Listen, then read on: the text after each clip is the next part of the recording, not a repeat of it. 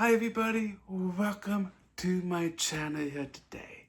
I'm so excited to kick off with a movie review here today. I'm excited to talk about it. Welcome to my channel here, guys. I'm your host, What's Real Reviews. I'm so excited to talk about this film, and honestly, to let you guys know, the new Gladiator 2 is coming out next weekend. So I finally got the chance to watch the first one, the first Gladiator movie, directed by Ridley Scott.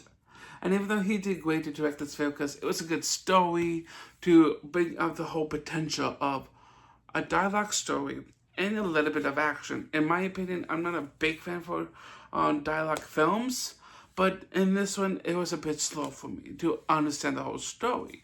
Like, we got to know the whole story about Maximus, his wife, and his son involving in this movie, because we got to see a lot of flashbacks with Maximus' past life.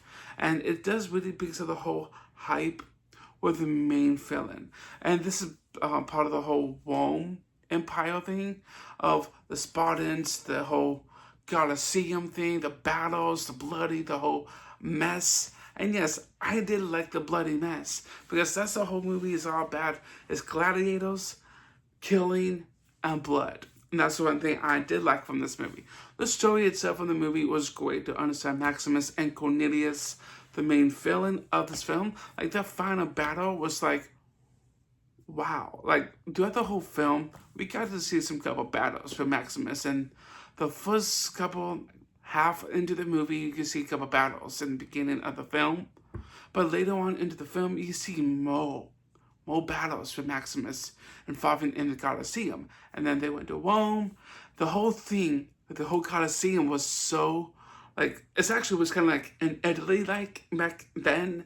This movie came out in 2000. And yes, it is really an old film, but it was a good story, really entertaining for a guy that I did like this movie.